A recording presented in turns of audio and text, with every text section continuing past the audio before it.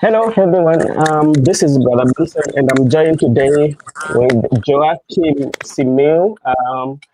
Joakim Simeu is a well-known political analyst, and is also the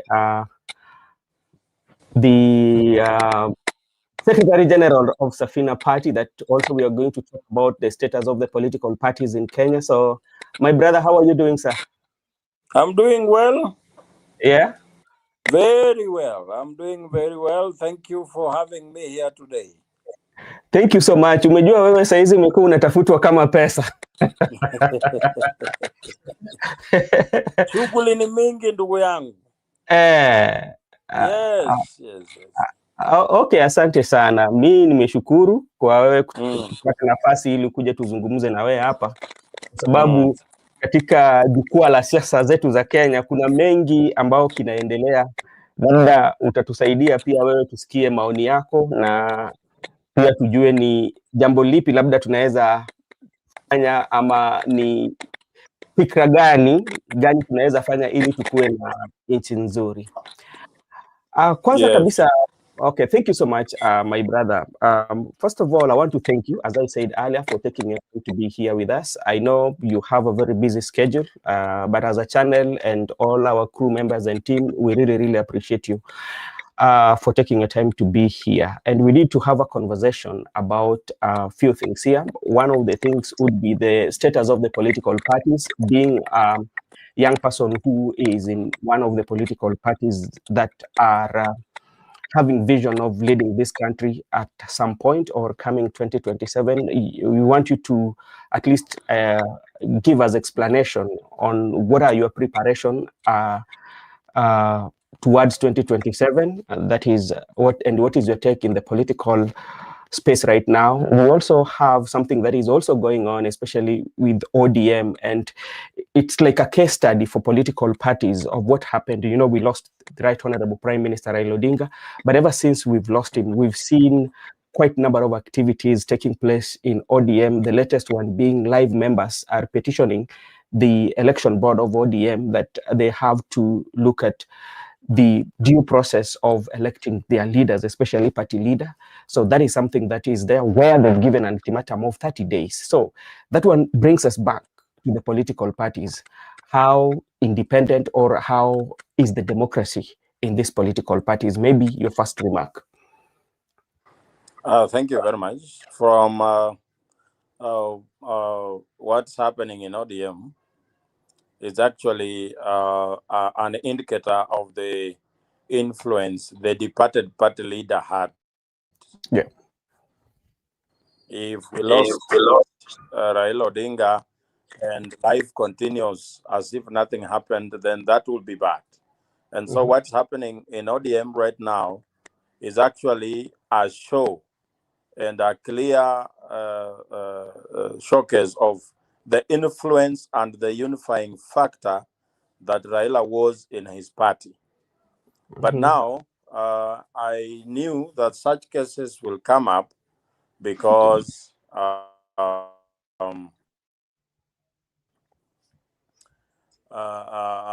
me, it didn't sit well to have Oburu Odinga as the party leader.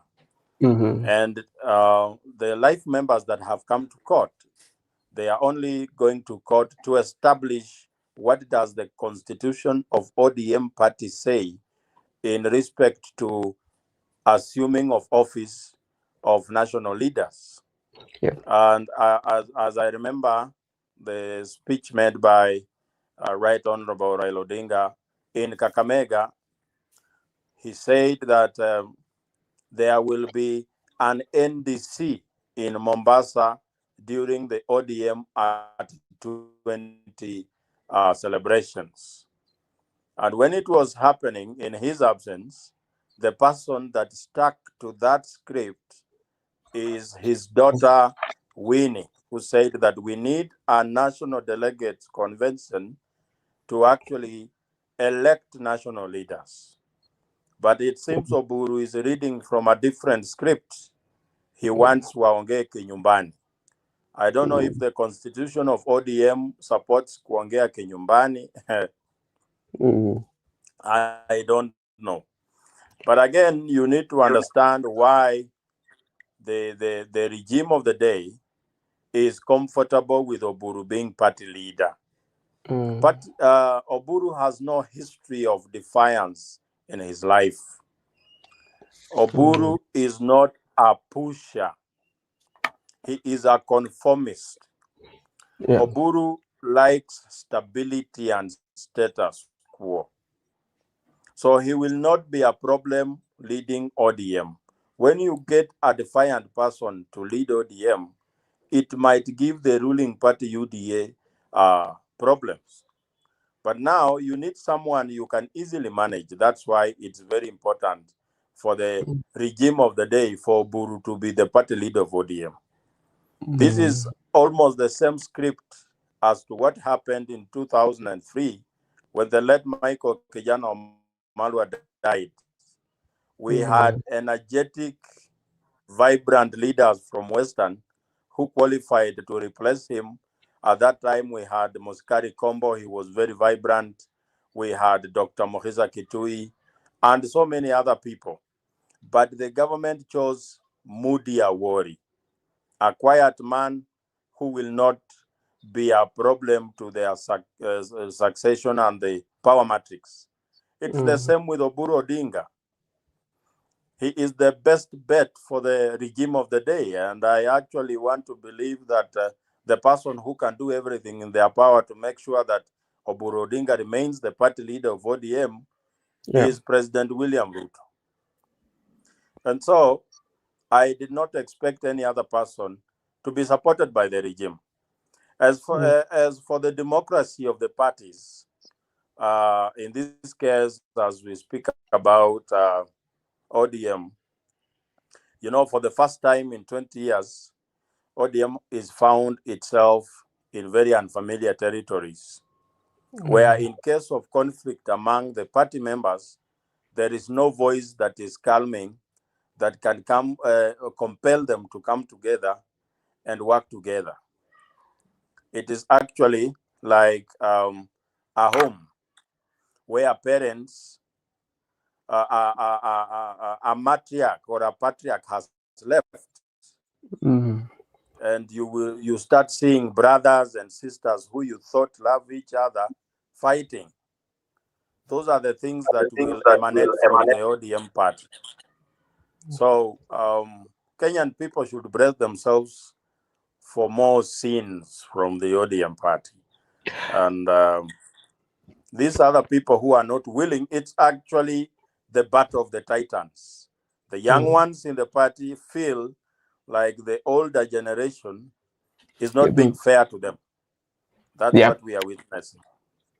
Now, my brother, if you look at keenly of what is happening in ODM, what can really convince us that this other political party, including the one that now you are Secretary General, this issue cannot face you because of what we know about the political parties in our country, whereby there must be some personification. There must be somebody who is behind that political party.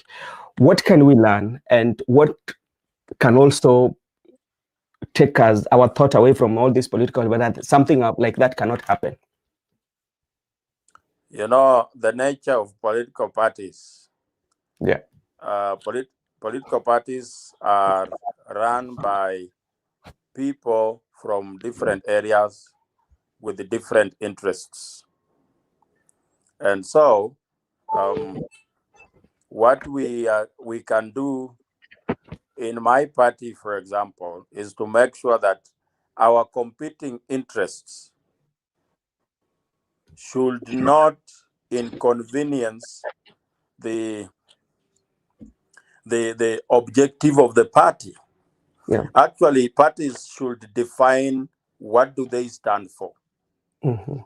Once a party defines what they stand for, then every person in that party is rallied towards that goal.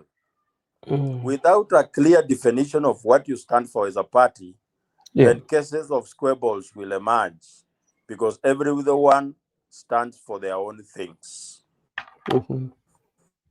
For instance, in our party, it's clear that we stand for economic liberation of the country. And therefore, the actions of every member of the party should be geared towards that kind of agenda. So that, and also, when cases of conflicts emerge, we have mechanisms in the party of resolution that in case party member A has a problem with how things are running, we have a resolution committee, conflict resolution committee within the party, so that in case of anything that arises, we are able to deal with it. And also the thing that we are trying so much to avoid is patronage in the party. That you create someone so huge in the party who calls the shots, so that in his absence or in her absence, the people scamper without direction.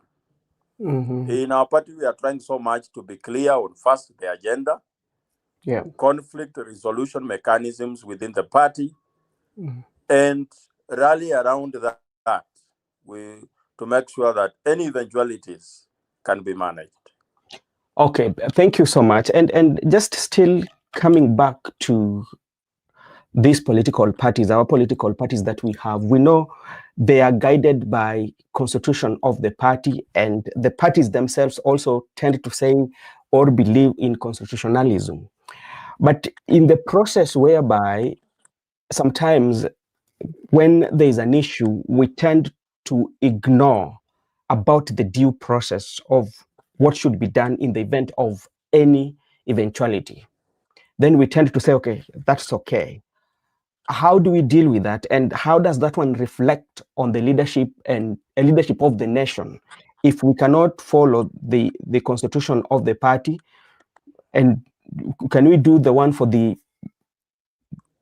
nation, for the country, I mean? Sometimes out of political expedience, the people sometimes tend to bend the laws of the party.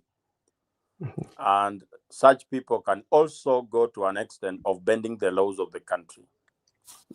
For the 30 years of the existence of Safina, I do not think there is a place there where we have had conflict and bend the constitution of the party. In the formation, the problem comes in where formation of the constitution is made by a few people in the party, and the rest of the team are not informed of what is happening. So when an issue comes up, everyone has their own idea of how to solve that problem. And so you see someone coming up with an issue that, let us look at the constitution. The constitution of the party should be made available to every member to know what is supposed to happen, where and how. So if you have a small clique of people that are the only ones aware of what the constitution holds, then that is a recipe for chaos. That's why, as Secretary General at Safina, I make sure that every member of the party has the constitution of the party at their disposal so that they can acquaint themselves of the contents of the constitution. Okay, that's okay. And you know, when you look at all our these political parties and with the constitution, there's also something that also as a Safina party, I want you to also to, I don't know whether it is the same in your party, especially where the party leader will always be the automatic presidential candidate. We've always seen that those who are the leaders of the party, when it comes to a presidential election or who will be vying, they automatically get that endorsement. I don't know whether that one is also with the Safina party. And do you think it is that time in the history that we should open it up for any member of the party to vie, and if they can win through delegates, then so be it, rather than making it automatic that the party leader will always be the presidential candidate? As it stands today, according to the constitution of Safina Party, our presidential candidate is the party leader. But we have provisions where, in case there are other people within the party interested in being presidential candidates, then we subject them to a national delegates conference. And again, if the party leader is not willing to run, then the deputy party leader is the automatic one. If there are no, if there is no other person interested in the seat, then the deputy party leader takes over.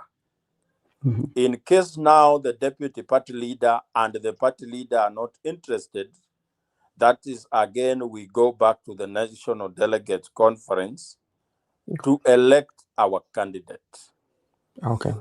In terms of opening up, that's a conversation that we will have as political parties, because I'm also a member of the political parties liaison committee, and we will come up with discussions on how to now open up political parties for other members within the party to qualify as presidential candidates. Okay, thank you so much, my brother. So let's jump ship a bit and talk about the voter registration that was going on.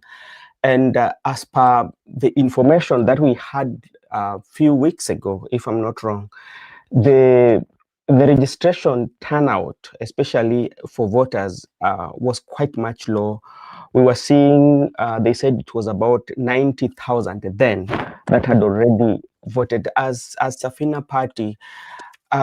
Is this one is worrying you as a party, or it's just okay because like we are headed to the election?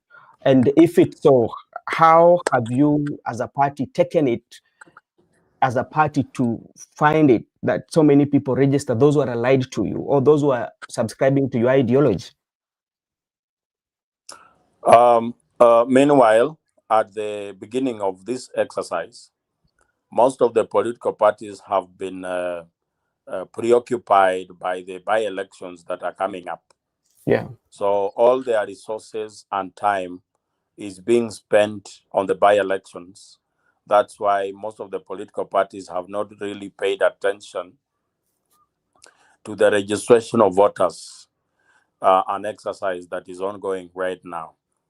But I can confidently say, especially for our party of Safina, that after the by-elections, which is on 27th this month, we shall embark on a full-blown voter registration sensitization across the country to make sure that Kenyans register as voters so that they participate in the liberation of this country in 2027.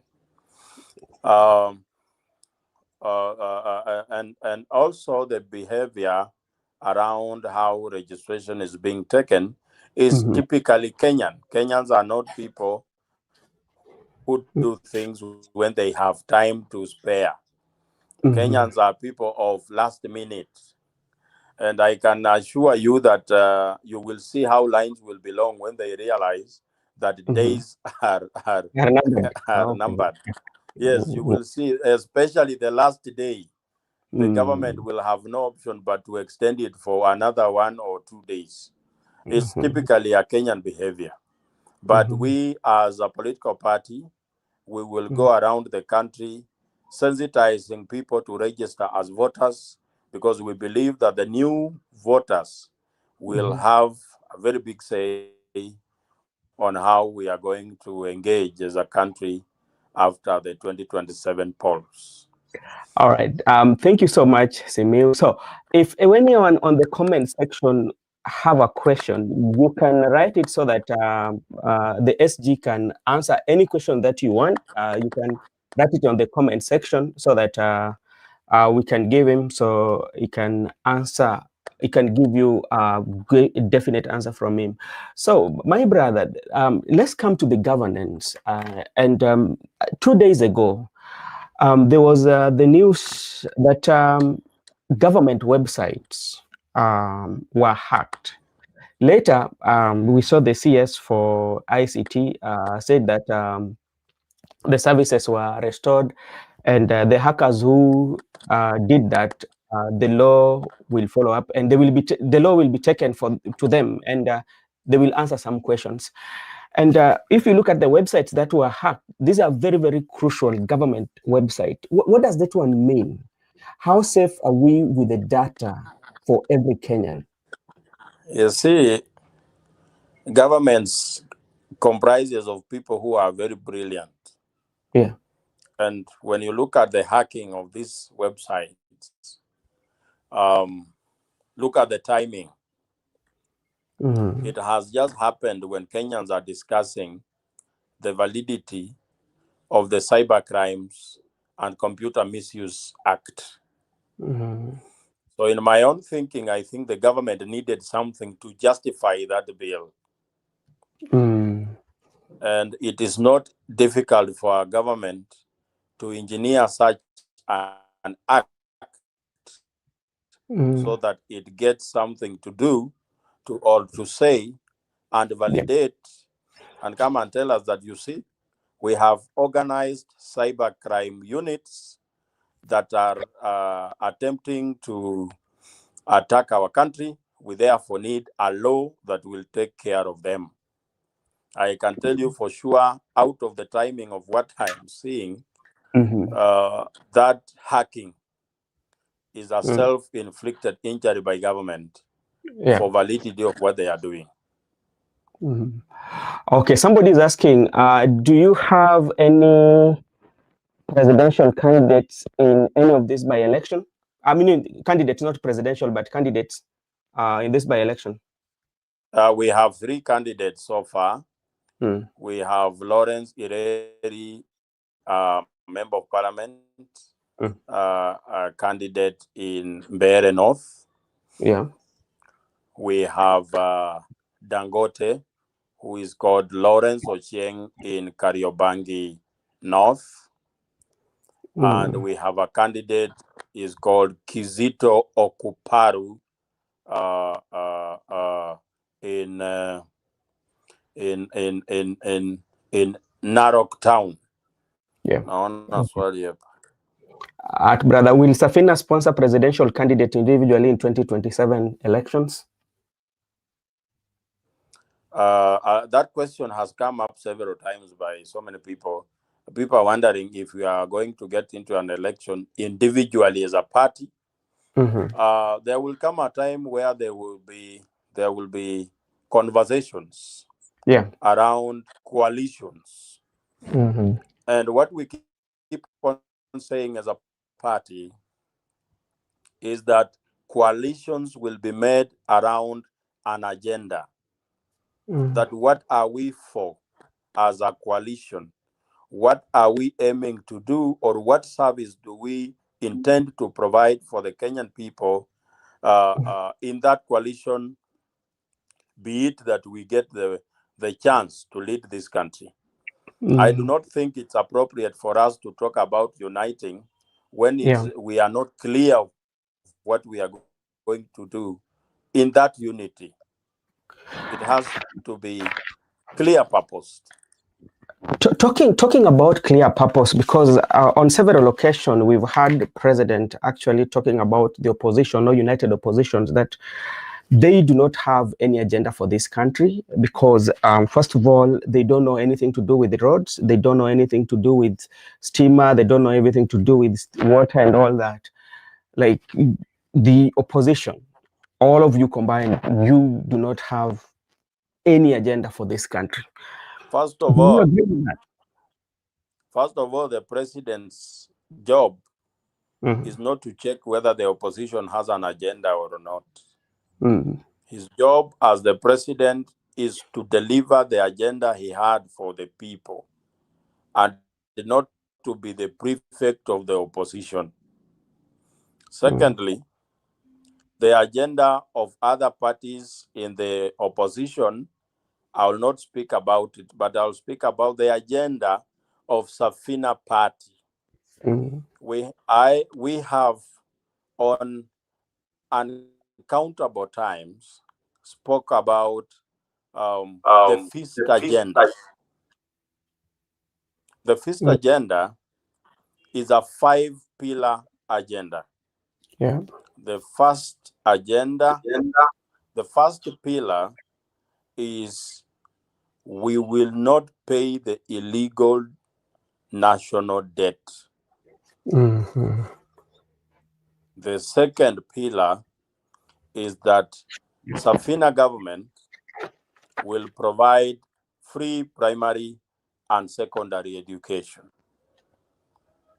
The third pillar is that the Safina government will provide free health care to all Kenyans.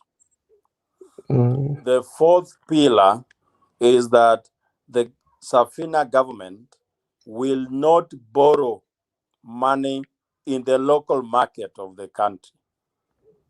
And then the fifth one is that we shall reduce the value-added tax from 16% to 5%.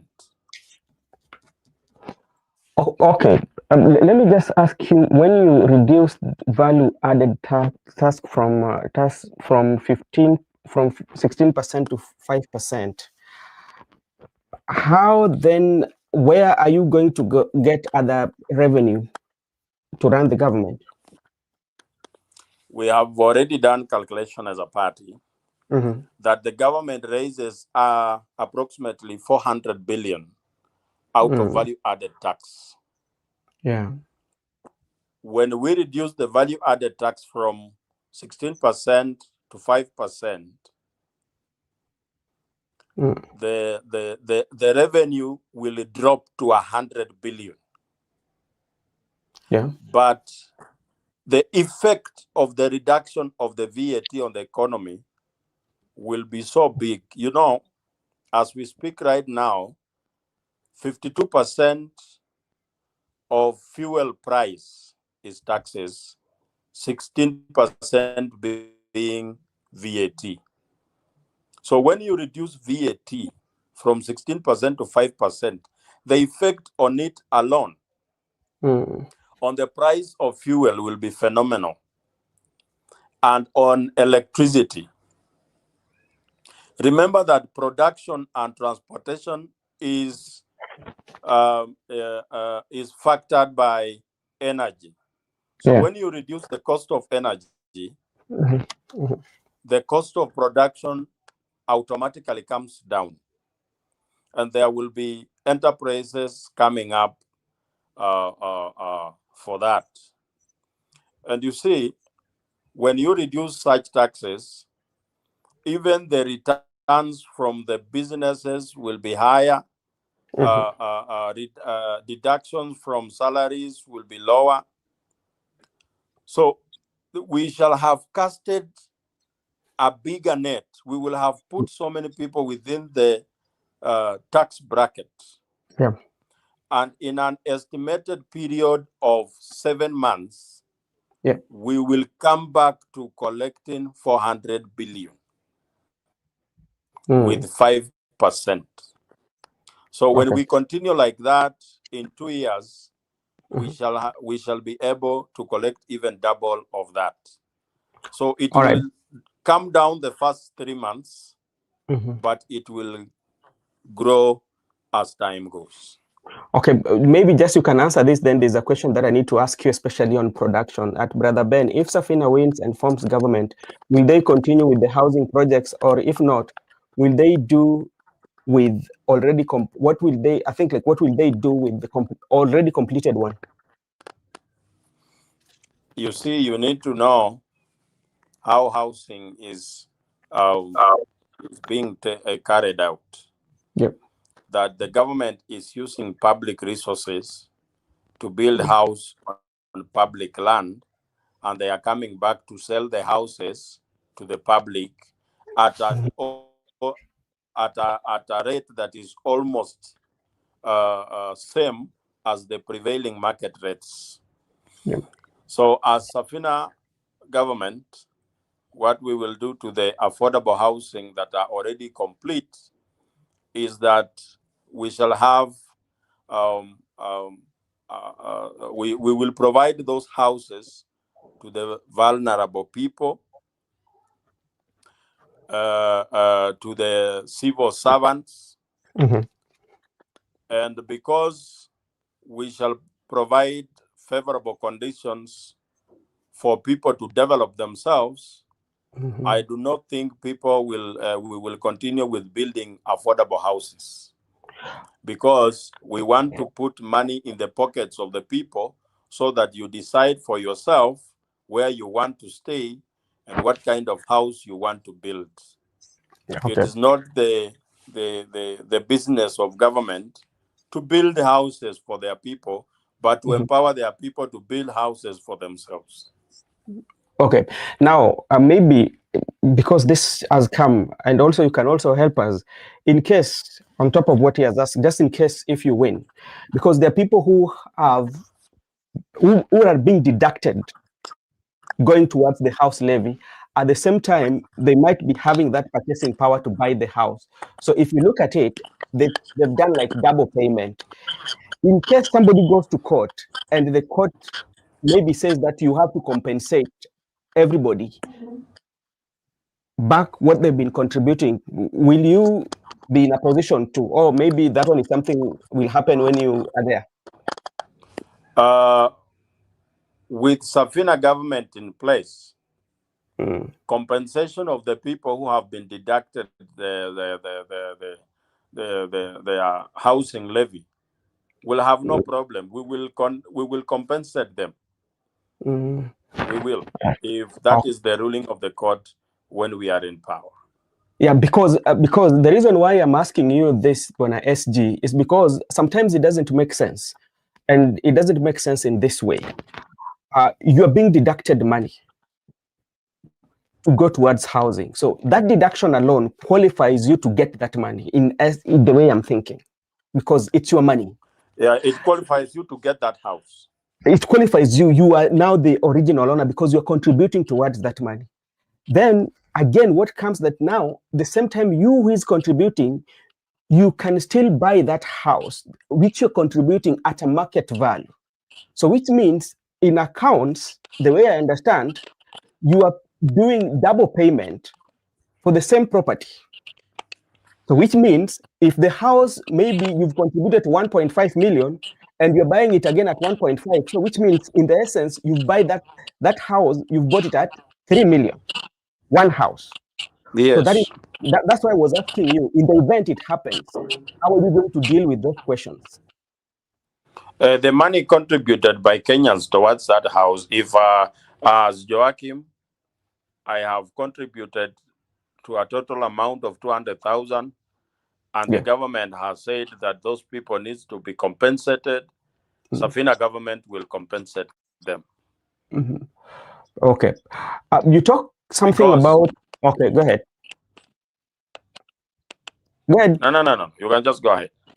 No, this is another different question. Just complete the housing so we can go to another one.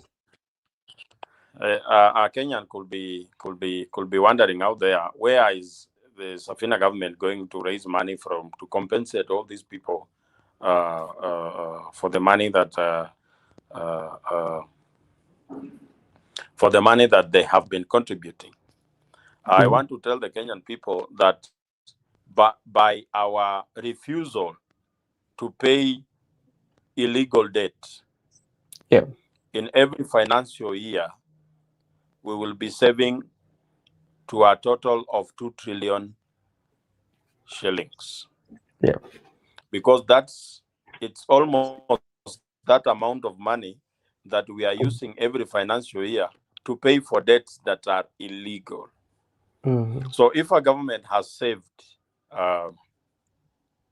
2 trillion, I do not think it can have a problem of compensating Kenyans that have been robbed of their hard-earned cash. Mm-hmm. Okay, thank you. Now, let's come to production and the taxes that you spoke about. Because when you look at our country right now, even though the president is saying that there has been an increase in terms of production of maize. The other time when he was at Al Jazeera, he was saying that there's a almost 50% increase in terms of production, where 44 million bags were produced last year. And this year, we are going to see a production of around 70 million of bags being produced. So that one talking about production. But you know, if you have good production, which means the cost of living will go down due to the fact that there's a lot of produce coming from agriculture. But as we look at it, it means even the basic commodities are being imported in the country, majority of the basic commodity. If you reduce the taxes, how are you going to make sure that the production is going to be high? Optimal. Yeah, optimal. How are you going to make sure that that is going to happen? Ben, the biggest factor in production is energy. Energy is electricity and fuel.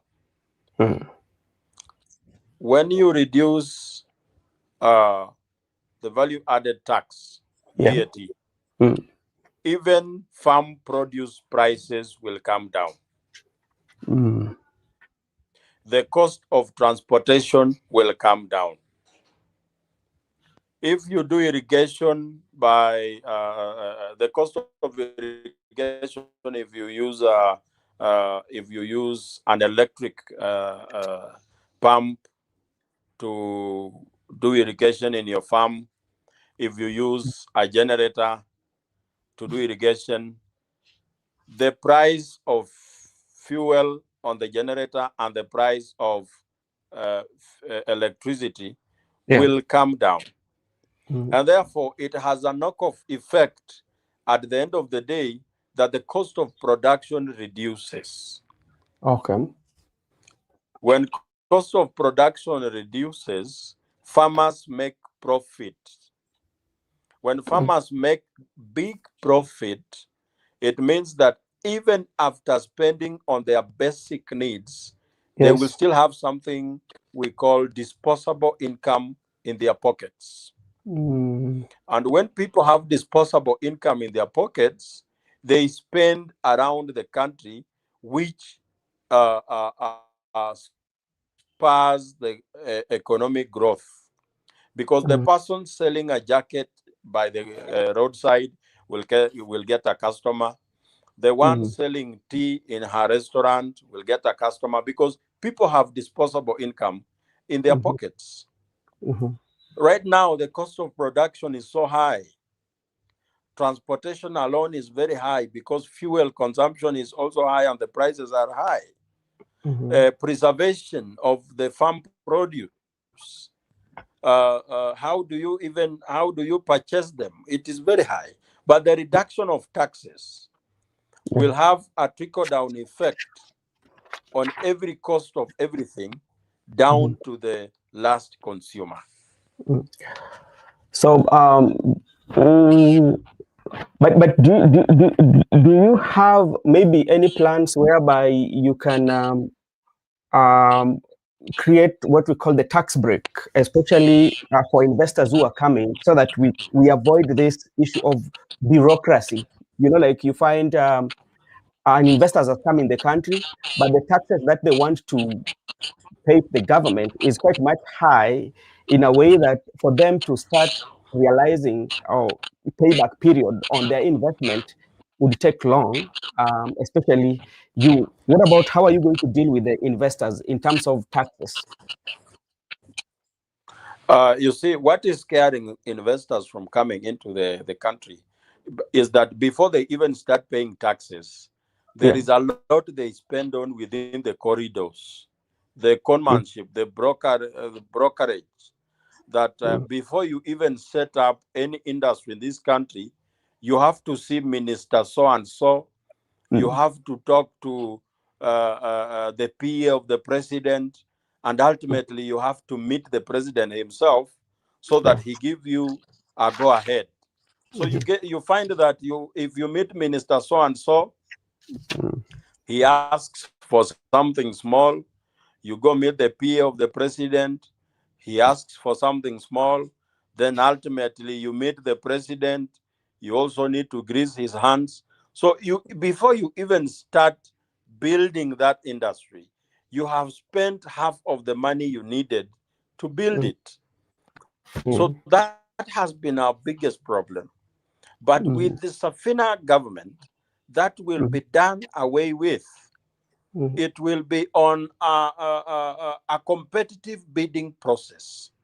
That you are an investor, you want to put up a certain project, you have to compete with other bidders so that we establish who is the most qualified contractor to do this particular project.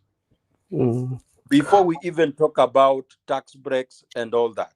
You see, if the process is seamless, that you only or based on merit, I don't think if investors will have any problem.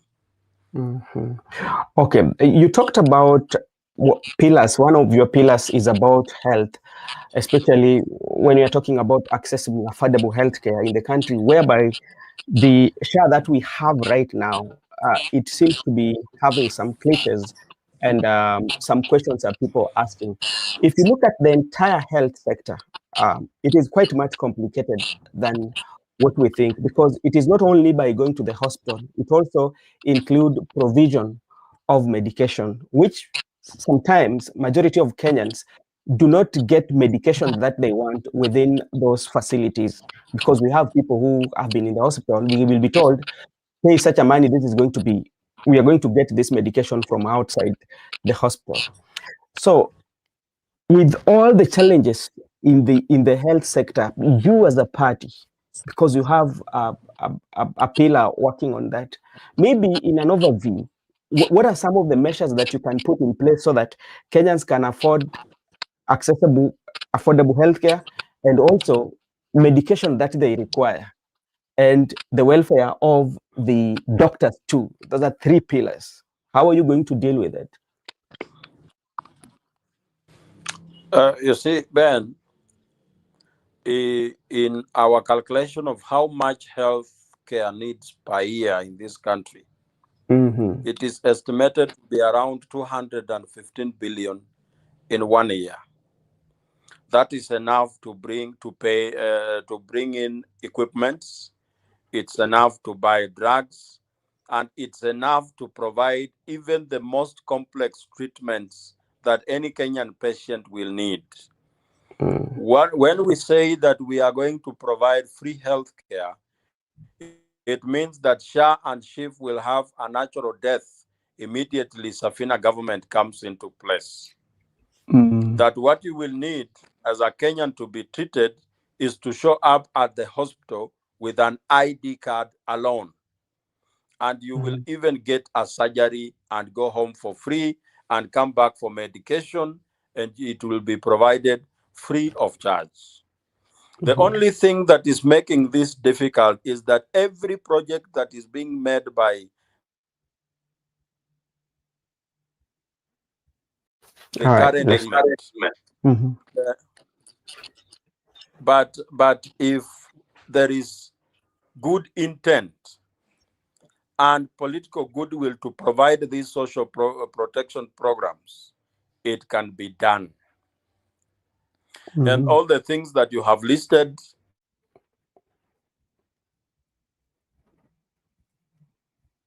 that are in our calculation of the cost of healthcare in the country today. That is a basic need that needs to be provided for in the country. It is even a constitutional right that Kenyans have a right to good health and access to good health care. Okay, I have two issues now. Maybe before we wind up, I also want you to... So that is going to be provided for when Safina government comes into place. Okay, there's also this issue of employment among the young people. And the other day I was listening to the president, and he gave the overview of places that he has put in place, or a mistake that he has taken. He talked about of ICT hubs. He talked about the housing. He also talks about the export of labor. And if you look at that export of labor, there was an article that was carried in the Standard today that was pulled from New York Times. And the agency that are involved, especially in making sure that the recruits or the people who are going outside the country to get, there's an agency that earns a lot of money out of it. You, as a Safina party, maybe do you have measures in place such that if Kenyans will be going to get jobs outside, they get it in a very clear way without involving, especially like people benefiting from the plight of Kenyans who are just trying to get employment outside the country? You see, our government talks about G2G programs only when they are procuring fuel, G2G programs when they are procuring grains, but they don't talk about the G2G programs when they are exchanging cheap labor from this country to other countries. That's where all these agencies come in from. You see, you remember that saga in Eldoret? Yes. The Finland saga. The lady in question was captured as untouchable. As untouchable because she had protection. And according to the article that has been captured in Standard, you can see who was the protection of that lady that was implicated in that saga of Finland. So people are taking advantage, and I have said this elsewhere, that the poverty of the Kenyan people has ceased from being a crisis. It has become a currency for some people to enrich themselves with. So as Safina party, we will make sure that if there will be any program where a Kenyan needs to get out of the country and work in another country, then governments are the ones that will make those arrangements, not private sector. Because that at that point, it is your security on the line. And it's always the government's job to make sure that their citizens have security inside and outside their country. So, imaneno ya agency, these buildings in town, the topmost floors, ni za agencies za recruitment za kwenda ng'ambo. And you can't ask them because they are enriching some people who are powerful in government. All right. So will deal with that. And how are you going to deal with especially the security of Kenyans? You know, these are some of the things that people are asking. You know, security, mambo ya security ya Wakenya.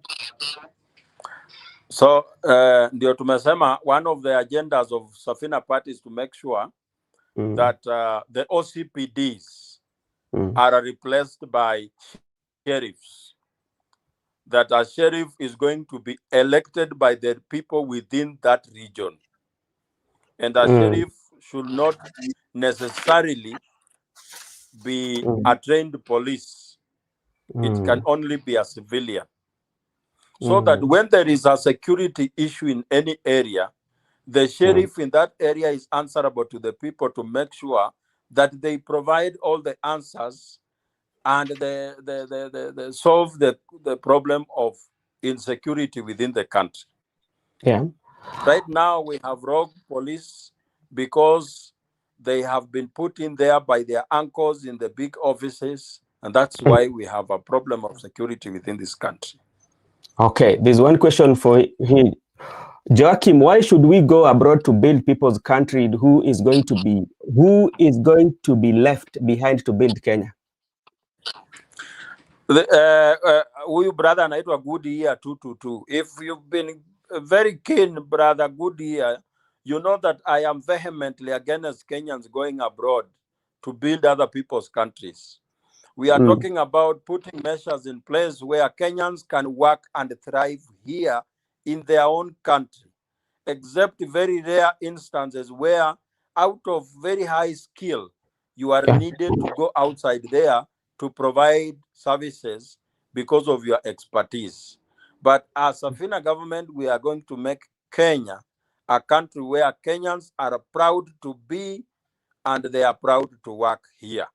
There will be no case where our people, our ladies, our young people go to the Gulf to be slaves in the 21st century. Okay, thank you very much. And SG, this is out of the politics because I know you usually in I consider it one of the very good podcasts that you usually do with one of our good friends. And maybe just to give us the overview, what is the main goal of your podcast? Because right now I see you're doing town hall. What is the main goal for that podcast? Our main goal is voter education. Yeah. You see, we have people in this country who thought that William Ruto is the solution to their problem. And some of these people are now seeing William Ruto as a problem. Yeah. And those same people are seeing Gachagua as a solution to their problem. and these other people, you see, if you have such kind of people, you need to educate them to understand what really is the problem. We have instances where a problem is standing in front of you, but you don't recognize it because you have not been educated to know what really is your problem. Yeah. Our problem, our podcast aims at making Kenyans understand that tribe is not a problem, that your level of education is not your problem. Your problem starts and falls on leadership. That you cannot make a good deal with bad people. So when you talk, you look at that in entirety, and we look at even our political parties. We've seen quite the figures, the personalities that have been in politics for so long. Are they still the personalities who are still controlling our political waters? Do you see ourselves making any changes anytime soon in the near future? If Kenyans decide, they can make changes. But if they will go around running to pick these handouts that are being provided around in the name of empowerment, then they should forget about making changes. Change will come out of self-sacrifice and out of deliberate action. Yeah. You cannot wait for change when you yourself is not doing anything to make sure that change comes. It will come to a point where Kenyans need to sit down and know where the problem is and solve it. Okay. Yes. And I would want to request our viewers to follow you on your podcast. You said you're having a town hall. When is the town hall again? The town hall will be on 28th. Yeah. 28th this month at Ufungamano House. We are going to talk about how come we are to role of government. We are going to talk about odious debt. We are going to talk about a lot of things, governance of the country, who is best suited to take over as president, and so many other things. And you can see as we speak right now, and we should look for time to speak this issue of our government is going to pay billions for COVID-19 vaccine that was not delivered in the country. So we are going to, Kenyans are, naona Good Year anasema, where can we listen to the podcast? The podcast will be on Political Headache on YouTube. and that is where you will stream it live and watch it, Dr. Goody 222. All right. Thank you so much, my brother, for your time. And once again, I want to take this opportunity to thank everyone who was in this podcast and your comments. And SG, we really, really appreciate you each and every time we have something to discuss. We will always give you a call. And I know you will always also provide us with the time. For now, I will release you and I will talk to you. Thank you so much, SG. Asante ndugu yangu. Okay, we tutaongea na asante sana, Mungu akubariki. I'll be reaching out to you on more issues. Asante ndugu yangu, I'll be waiting. Okay, thank you. All right, thank you so much, everyone. That was SG for Safina Party, which is headed by Honorable Jimmy Wanjige and Jimmy Wanjige, and also the deputy party leader is Senior Counsel Willis. I think at one point we had Willis here with us and we spoke of so many things. Makobura, how are you doing, sir?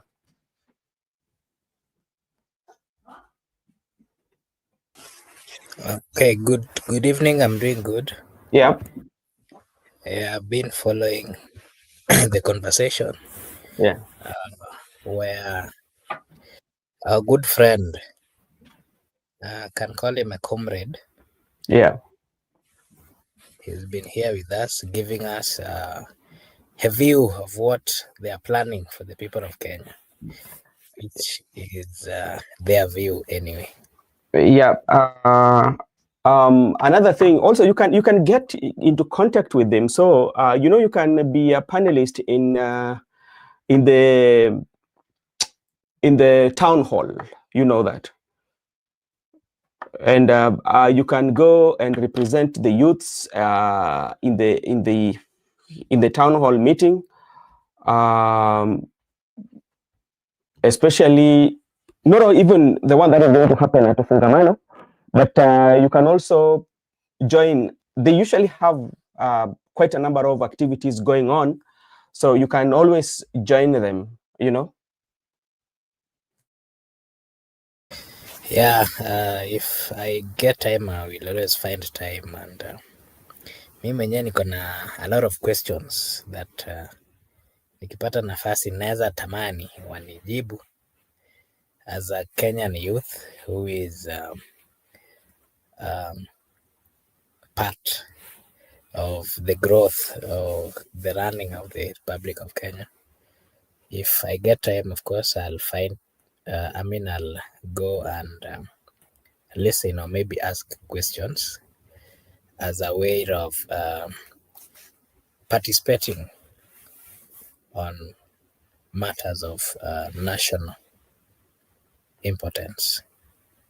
Thank you so much, Makobura. Makobura, there was a fine that was done today by IBC.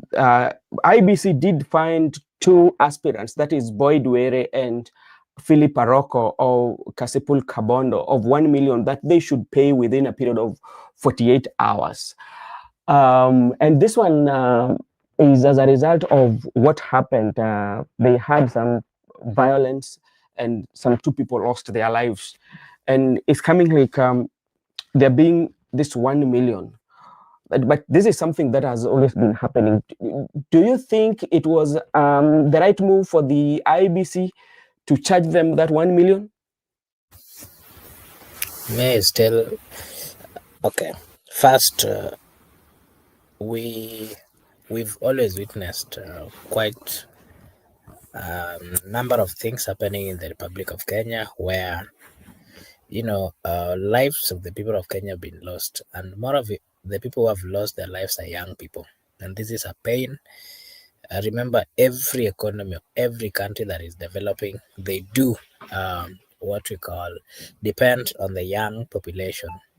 If we get to a point where young people are being eliminated because of people who have political interest, they're being killed out of political differences between politicians, then as a country we are not doing good, or we are not making we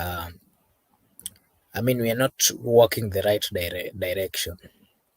And I want to say that it's been a norm in the Republic of Kenya that whenever politics or political interest or politicians have their political interest in vested on certain positions, then they will use the powers or the negative power to ensure, as a way of frustrating or doing away with those people that they feel are blocking them from achieving what they want.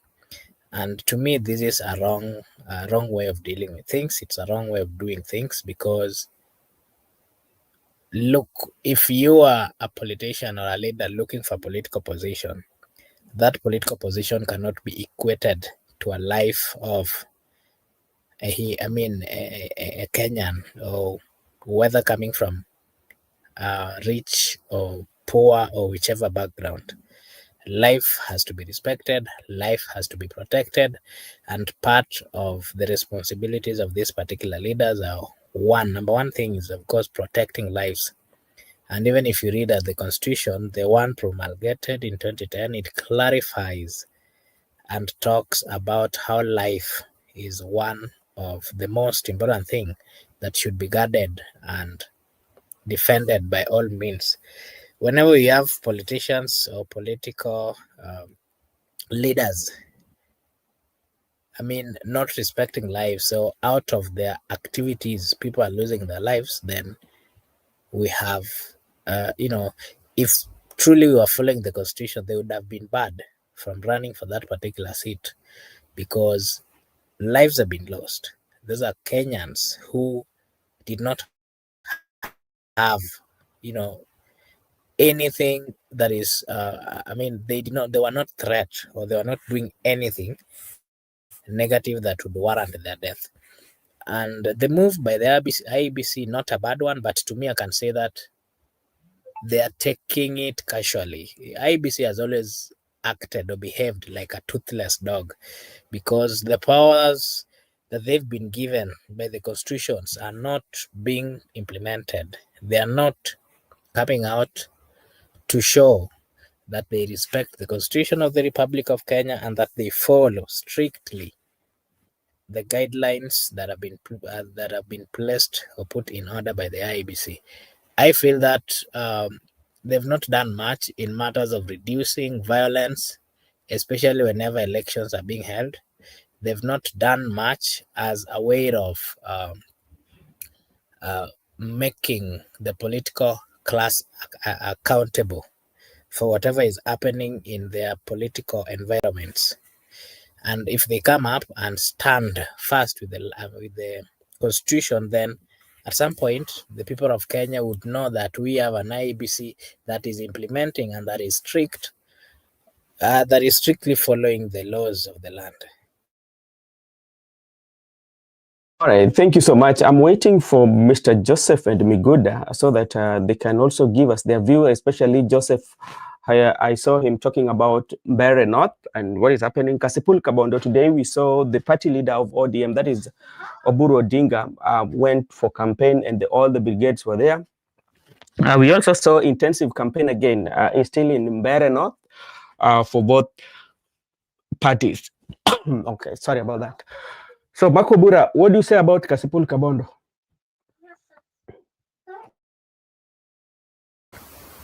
The elections in Kasipul Kabondo, my view, so far, the battle is between two major candidates. That is Boyd Were, who is the son of the late member of parliament, and with a competitor who is also coming as an independent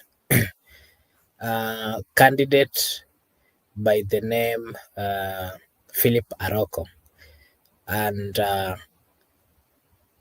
it's not going to be an easy win for whichever candidate. But so far, upon my analysis and what is going on in that particular area, I can foresee a win. I can foresee ODM winning that particular seat. And this is the reason why I'm saying so. Remember, this is one of ODM's. This is one of ODM's stronghold, and being ODM stronghold, the effect of ODM, and of course, remember what has been playing out in ODM stronghold, and having in mind or putting in mind that Baba also left the other day, having endorsed this particular candidate of ODM, and the respect that that community still has for Raila Amolo Odinga would automatically make them to easily, vote for the ODM as a way of reminding that area or consoling themselves and respecting the fact that Baba lived and did well. All right. Okay. Thank you so much, Makobura. Miguda, how are you doing, my friend? I'm good. I'm doing good. How about you? How about our viewers? Yeah, we are doing good. We've spoken quite a lot with our guest, who is the SG for Safina. He was here. We invited him so that he can share with us the vision that Safina Party is having for the country. That is something that we will talk about, and also the overview of governance and all that. He gave us the best out of Safina, so even those who are listening could start to look at Safina differently. Remember, Safina has been in the hands of Paul Muite for almost 30 years. And being handed over to Honorable Jimmy Wanjige, that is a new leadership, and Willis Otieno and SG coming out as a Joakim. So I think it is a perfect time, especially for people to take a keen look, about Safina Party and what they're going to offer. So that is there. And also we had quite a number of issues that was in the public domain. The campaigns at Kasipul Kabondo, whereby Oburu, as the party leader, the first time was campaigning for an ODM candidate, and all the brigade, including all the legislative from Nairobi, were available. I don't know whether SG was around. I'm not very sure. We will check the clips. If the SG was there, people like Babu Owino and some legislator from Nairobi, we will check the clip. So that is something. Also, Barren North is also under intense campaign from both the government and the opposition, and each and every person is trying their level best to win, because that one will signal what will happen in 2027, or this one will give what's the next move towards 2027. Biguda, what can you say? Okay, thank you very much for invite, and also wish to say hi to our guest who has just left. At least he has opened our eye to understand more about Safina Party currently, because we used to know the one for Muite, but things have now changed from that party, and they have introduced new things. And also I was able to hear from him talking about the agenda, which some were a bit realistic and some are also paperwork. So I think it's good because they have incorporated him as SG. You know, he came from Bunge la Wananchi. He was poached direct from Bunge la Wananchi to be the SG of political party.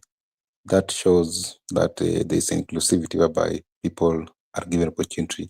People who understand, even the deputy party leader is coming from Nyanza, that is Willis Otieno, and the party leader is Jimwanji. The issue of Kasipul Kabondo. Today, Oburu Odinga, the ODM party leader, Oburu Oginga, was at Kasipul Kabondo and campaigned for Boyd Were.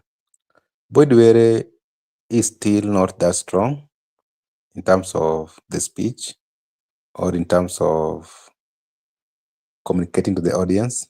He still need to be given a lot of mentorship. But all in all, the people are there to assist him. The party leader came, and he was very categorical on the issue of the young man that the people of Kasipul should elect an ODM member. You know, Oburu is the party leader, so he has a duty to campaign for the ODM candidate, and he has got no duty to campaign for that person. So whenever there's an ODM candidate, it's his duty as party leader to come and campaign for that candidate. You will talk about the legislatures from Nairobi. I was able to see two: BT Selachi, that is the Dagoretti North lawmaker, the Nairobi Member of Parliament, Esther Passaris. They also campaigned for Boyd Were, and they urged the people to campaign. You know, they were referring to the late Ongondo Were that for the sake of sympathy, and also they tried to revisit their initial friendship while they were in the Bunge, how Ongondo Were used to protect women. So Ongondo Were was forefront fighting for the rights of women. Those are the things that Boyd Were should ride on, the manifesto of the father, the late. Now, she should come out to, and also saw the party national chairperson, Gladys Wanga, insisting that they should elect Boyd Were. But all said and done, from the look of things, Boyd Were is a chance to win, but it's going to be a hotly contested because the opponent is also not a man to lose battles. He has battled it out with the father, remember, and they went head on. But right now, the ODM brigade are settled on Boyd Were, the young man. And you know, the Otete, Good Life Faroko, is very clear on the how he want to transform Kasipul, on how he want to bring the issue of issuance of bursary exclusivity, the issue of peace, and like the young man who is appealing to the sympathy card from the dad. So I think he's still young, and you know, he never prepared to be in politics. All in all, because the father was still serving, you know, the father was killed. So someone have just been approached from the KRA that resign, come and vie. So he got some challenges, but I think that's how politics work. It will cop up. It will be a story. Let me tell you an example. One person here, you know, the Suna East member of parliament, Junet Mohammed. Yeah. You know, Junet Mohammed, the first time when he was campaigning in Suna East, Junet Mohammed was not even speaking. He used to hire people to speak for him. But today, he's one of the strongest people who can speak in front of the people, the public. He was shy. He was even hiring a musician like Papa J to come to the rally. So Junet was not aggressive in terms of speaking to the public, but you know, in politics there are a lot of things you learn bit by bit, and because he's a young man, he has time to learn.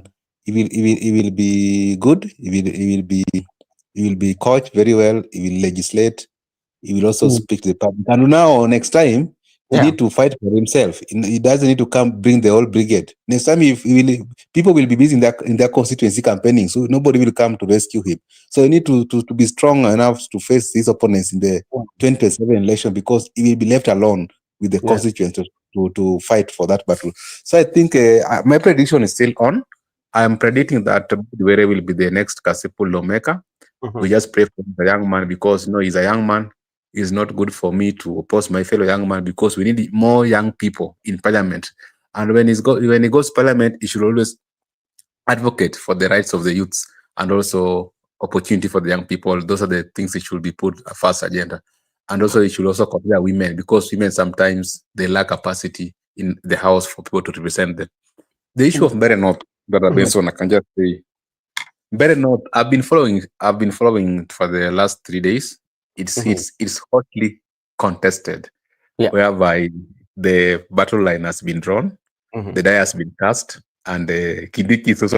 I saw Kindiki on the ground also trying to be serious that is going to prove Gachagua wrong. You know, Kindiki has come with the campaign of the previous campaign that when Gachagua was the deputy president, never constructed a school or even a loo or even a road. But with him, he's riding on the Ruto's cards to sell his candidate. With them, the UDA people, they have brought steamer, they have brought roads, they have brought schools, and right now they have even nominated Ruku to be the CS. So to them, they are working. But Gachagua is telling these people that this thing is not what you are hearing from Soprano. The reality is, it is William Ruto Soprano, Karinda. There's someone called Karinda. That's the same Barire. Karinda. And Mudende. I don't know Mudende. Where is Joseph? Joseph should come here. Atuambie hizi vitu Mudende. Joseph, you should share a link with Joseph. Joseph might be missing the link. No, he has the link. I just shared the link with him. He has the link. So he was saying it is those people versus the people of Mbere. So Gachagua has just positioned himself to be the people. Yes, positioned himself to be where the people are. So he's with the people. Now he's the person who is, and Gachagua is doing a very, very good things in terms of campaign. I saw him also sitting down in a shade with young men and also dancing with old people. Now he's making it look like he's part of them. He's there and he's even sleeping on the grass. They're making some stories in the grass, and also I saw Kindiki also tried to copy paste, because he went to a certain house, he was offered a tea, and he was taking tea carrying a little child. So he was like, if this thing can work for Gachagua, why can't I copy paste it? So I think Kasipul right now, we can say it's going to be hotly contested, very tough. People are going to face it very tough, but Boyd will be declared victor. But in Mbere North, it's going to be a Dudai. Up to now, I don't have a prediction, but I think Gachagua Gachagua is going to give some people a run for their money. All right, thank you so much. Makobura, are you still there? Okay, Makobura. So yes, I'm here. Okay, Miguda is saying that Boyd Were is going to win, and this is because of the popularity of the party, not him as a person, and the entire brigade of ODM is campaigning. Now, today there's something that happened, especially in State House. Remember Orengo during the meeting at the coast, how Orengo said that ODM does not need Ruto needs ODM. But today he was receiving these ambulances, and the people were, saying that Orengo knows how to battle on the street, then akifinya baton hivi mambo inatendeka. Iyo ipo. Another thing also, the IEBC here is warning inadequate resource might compromise smoothness of 2027 general election. They're seeing there's no enough budget for them, inadequate resources. They do not have enough resources. How does this one translate? Knowing very well how our election is very competitive, especially presidential election. Okay. First, I was almost finishing, and then I got something that made me had to attend to. The issue of Kasipul, just like Miguda said, my take is, I've done an analysis and I've said it, this ODM candidate will win. If it were not ODM, or if it were not, one thing I also have to say is that this other candidate, Philip Aroko, is a senior candidate. He's known. He's been in the field for quite a number of years, and he's loved. That is one thing I can say. He is loved by the people by his constituents. And Akobura, can you share the link from Galendo, please? Okay. Let me just do that in the comment section. Yeah, so I'm saying that they will give him a chance as a sign of, or as a way of remembering, honoring what we call the late Raila Odinga and the late Were. If it were not those, then Philip Aroko would have somehow gotten a chance to win. But currently, as things stands, he does not have. He'll not win. That is my take on what is going on in Kasipul. And then you've spoken about IEBC. coming out to say that they do not have the required amount or anything or such. IBC has always complained. IBC has always said they don't have money. IBC has money. I mean, has always complained that they have not, every time we are going for election, I've never heard of IBC complaining. They've been complaining, consistent. But one thing that worries me is that they've never done a free, fair, verifiable election since. So as much as they want much, they're looking for much. They keep on saying, this is a strategy that IEBC has always used as a way or as a scapegoat of coming out to say that whenever elections has not gone rightly as the people want, they've always come out to say, oh, either we were not fully given what we needed, or we were not having enough, we were not facilitated. And to me, this is a strategy, or it is a way of just showing the people that they are not people who can be trusted. Trusted in the sense that they do not fully have the capacity to control the infrastructure and the logistics at their disposal. And that is one of those things that worries the people of Kenya. They have a right to be financed, that is right. But the only worry that we have as a people is, why is it that before, whenever we are going for serious elections, then they start giving excuses. That is what can say. Miguda, you can give your take on what Brother Ben just asked before he left.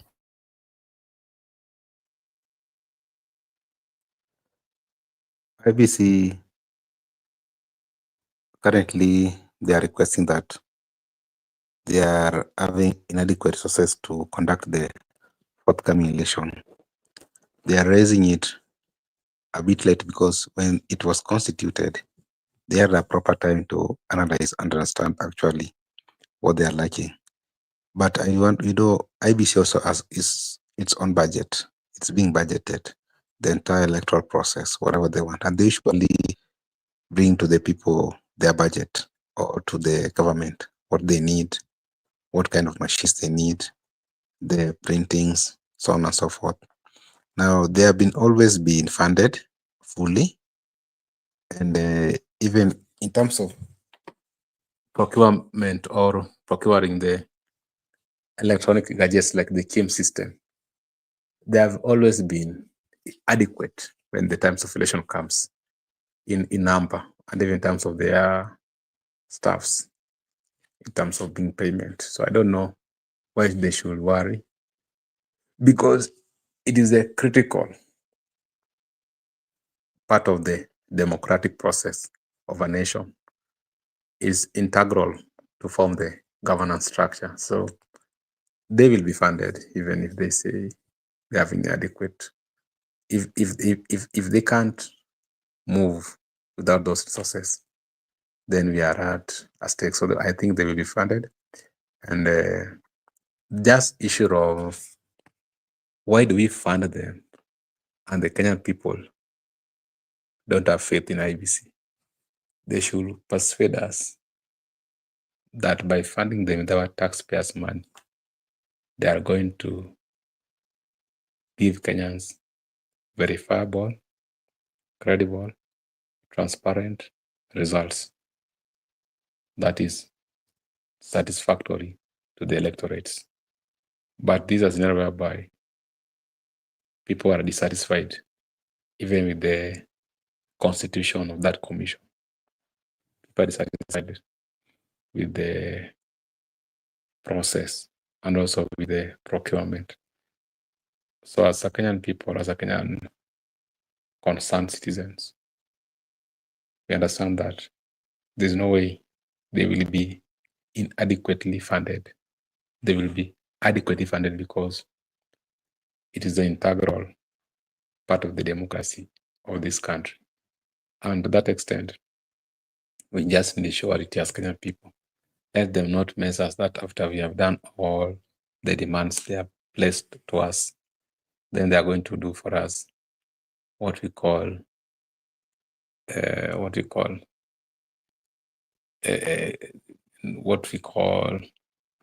it's not look like election. It's like an exercise. We need a process whereby we understand it. We don't want a sham. Let them not give us sham elections. Let them give us real elections that we can be satisfied with our taxpayers' money and also with the process. Because if they try to mess, then things are going to go down. We don't want that one. Let them save that scenario whereby things are done in accordance to the rule of law and the popular will of the people is respected and given to the people. Let them not subvert the popular will of the people. They're just a commission. Let the people decide on whom they want to be their president. I think the only pressing election is the presidential election, whereby people want real change. And also there are some circumstances they can compromise county's election, whereby you find that there are some governors with 55% across the country. What happened in 2017? There were some governors were having 55%. Like governors were declared with 55%. Most of them were Jubilee governors. And that's why people like Sonko were having 55%. Then the question arises, how can 17 counties vote the same, that the governors have been declared 55%? So there was surely deals done there by the IBC. We don't need to go to those routes. And the same 2017 also, the presidential election was nullified, citing that the process was invalid. The process was null. The process was void because it was supposed to be a process from verification, from identification of the electorate, verification, a marking of the ballot papers, casting the ballot papers in the ballot box, counting, tallying, then sending, then finally declaring. So it need to be, the entire process should be consistent with the law, not that there's some process whereby it's not consistent. That's why it was nullified. Back to you. Okay, thank you so much. Allow me to invite our good friend Simba to also give us his take. I know he's been following and also commenting on the comment section. Maybe I'll give him a chance to generalize and give us his view on everything that we've spoken about. Simba, or I give you specific questions.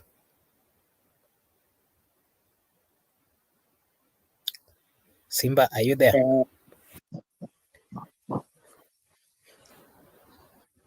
Habari yako bwana Marco Bura,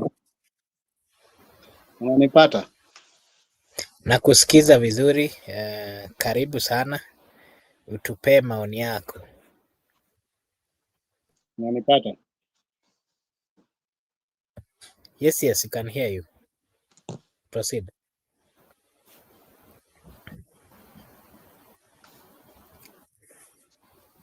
Nakusikiza.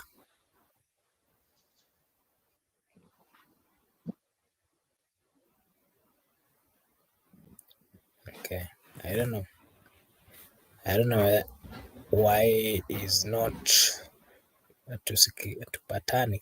Simba, are you there? Simba?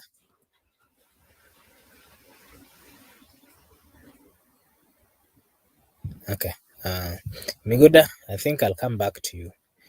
And Miguda, something else that I wanted you to give your take on is the issue of Winnie Odinga's political surge, where Winnie Odinga is starting, of course, a national debate after a fiery speech in Mombasa that drew both praise and, of course, backlash.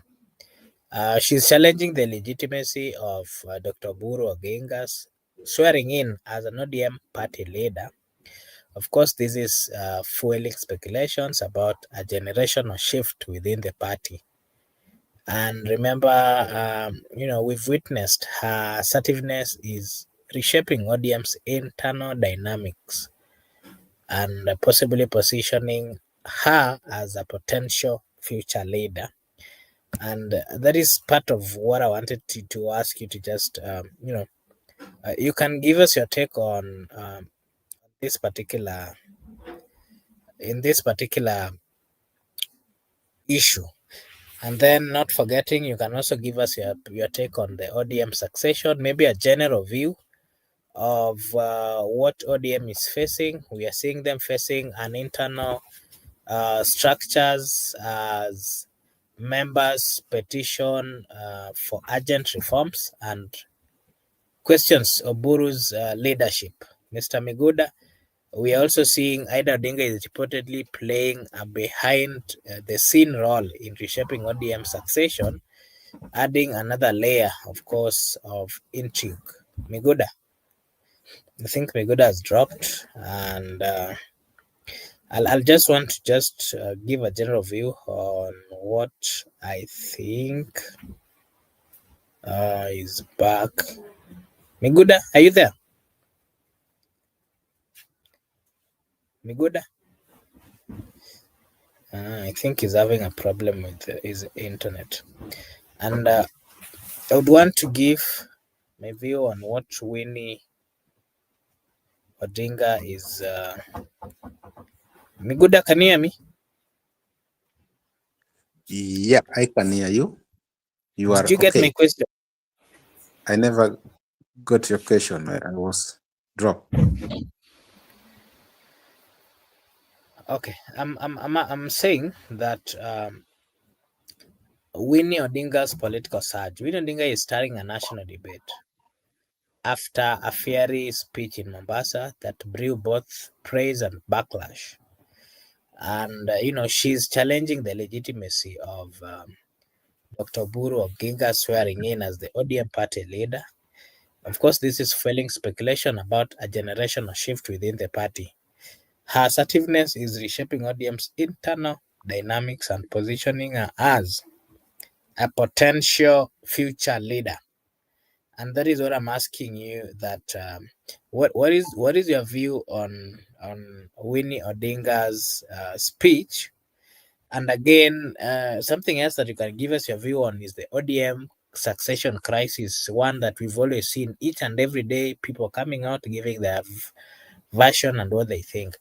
ODM is facing internal fractures, of course, as members petition for the urgent reforms and question Oburu Oginga's leadership. We're also seeing a situation where Ida Odinga is reportedly playing a behind-the-scene role in reshaping the party's succession, adding another layer of intrigue. So you can give us a general view on the two before we get to the next. Okay, for now, I believe even you know that Win is the next leader in that lineage. Is the heiress to the throne. There's no one. Look at Junior. Junior is not there. Rosemary, Winnie. So right now we can just say Oburu is holding in brief for rightful person. And not that Winnie is challenging the uncle. It's the people who surround Winnie who are pushing, but still early. Like, you felt, what I'm saying by Winnie being the next in line. You felt what so-called Juogi descending to that lady. So I think up now, she's the next in line. And if there is any person, she will just, he or she will come and step. You know, there are generations that will end up with Raila. So those are the people who are trying to protect Oburu because that is their leader. That's now according to the community, not the Kenyan politics. I can just assure you that the younger generation are going to blend with Winnie going forward because of her age, her experience, also her skills. She has been that school from her childhood to date, and also the capacity. She got the capacity in terms of leadership, in terms of direction, in terms of persuasion. And I believe that in terms of, you know, me, what I'm feeling or what I can attest to is that it's like there is something in Winnie that is unique from other children. So she's in line. She just needs to do some little bit of, I think she will be guided by other elder people. You have asked me the issue of Oburu. You know Oburu? Oh, I don't know why people are fighting Oburu because even look at Oburu's age. Why do you need to fight Oburu? Oburu is just holding for a short time and Oburu will just exit the stage. But you have had people, I also listen to local radios. In local radios, there are people who are saying now they are going to protect Oburu by all means, including they're going to cane people who are opposed to Oburu. But that's not democracy. But anyway, that's how you have had that. You are MP Obura, you are MP Adom Obur, and Ochila Yako was saying they will protect Oburu to sit. And they were also saying that there is no way, according to the customs of the Luo, that a leader has been installed. Then you are coming from nowhere as a young person. You want to take that seat. Then you are also sending warnings that, okay, I'm also having ambitions to be your leader. That is not in accordance. That's what we call taboo. That's a taboo in the community. You know, there is what we call community leader here, and this is what we call party leader, national leader. So you need to distinct everything. What is going to happen to Winnie, the so-called Juogi? Juogi will descend on that young lady you are seeing. Let me tell you, people want you to show them Juogi. Juogi is not that you will see it. It's something that you will hear people speaking. You'll hear people talking like in Matatu. You know me, when I was interacting with some people, I was with a certain lawyer and they're telling me, Winnie. That's now our list. When people talk about you in marketplaces, at Matatu, also when you're just walking by the roadside, Bunge la Wananchi, halls where people are watching football.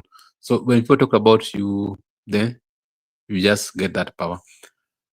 I think the pressing issue in ODM right now, not even the issue of Oburu Odinga, because even if you remove Oburu Odinga, who has expressed interest to be the party leader, only Babu Owino expressed himself. But remember, right now, even if the delegates convene, can they elect Babu Owino? I don't think so.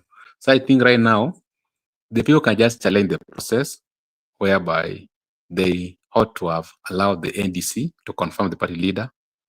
But as things stand right now, he is the party leader, and there's no beef between him and the daughter. They're just expressing their views. You understand the democratic part of the ODM. You have that democratic power to express your views without fear or intimidation by anybody. You have free right to also hide for anybody. So anybody, so they're free to disagree as a people with that party, because no one is compelled that you don't need to have your view. You understand? So I think that is my point between. I don't think there's a difference. What I can just attest to you that, to me, I know what is going on in the succession of the late king, and according to me, I have a feeling that the heiress is Winnie Odinga. That one, I have no doubt about it. But back to you.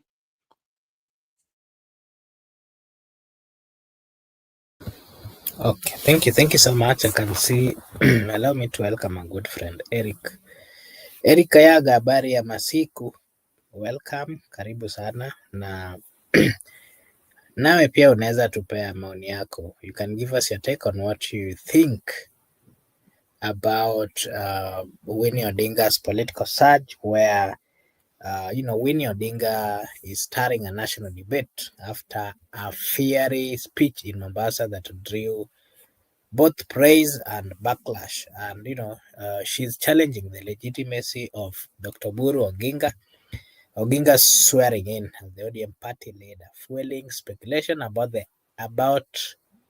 a generational shift within the party. And her assertiveness is, of course, reshaping ODM's internal dynamics and positioning her as a potential future leader.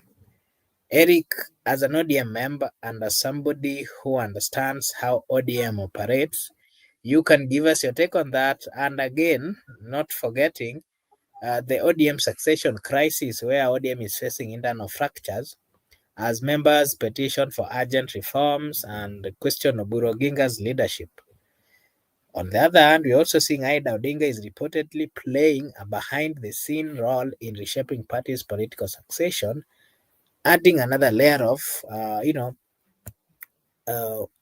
intrigue. Let me put it so. Eric, what is your take? What is happening with your party, brother Eric? Pema maoni yako.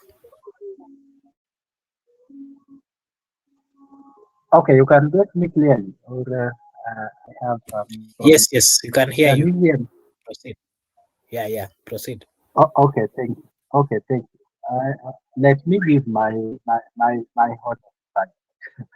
I am of the school of thought that are opposed to Oburu Oginga as party leader, and I don't want that.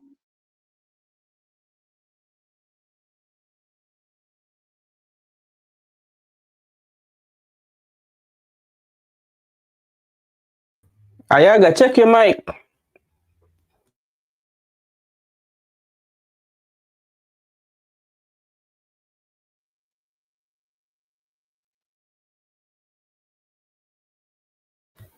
Okay, brother Benson, you can go first then as we wait for Eric to fix.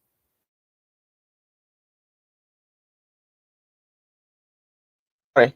There's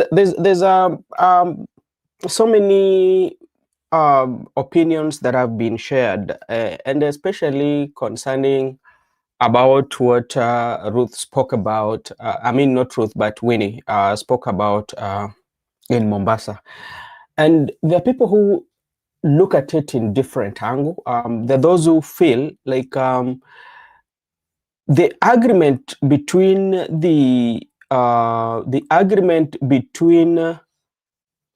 especially between the president of the broad-based was an agreement between two core principles, and the two core principles were the Right Honorable Prime Minister and President William Ruto.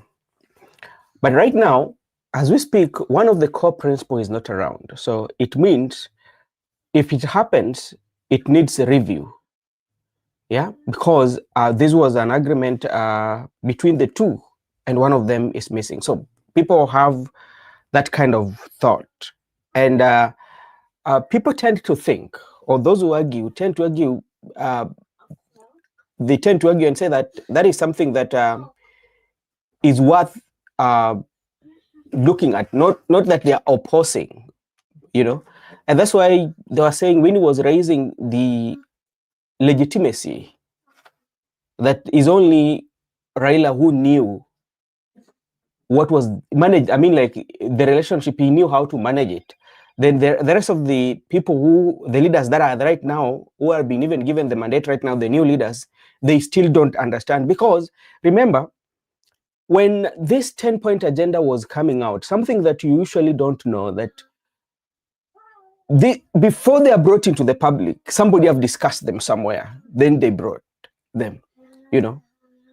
Remember when before Baba had the interview that he had last with the NTV, he talked about conclave.